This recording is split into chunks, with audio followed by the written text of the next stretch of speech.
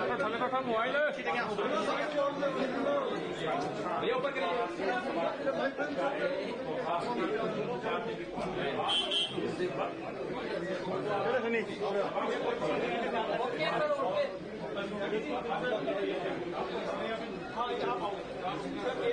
media कोई नहीं करेगा मीडिया कोई नहीं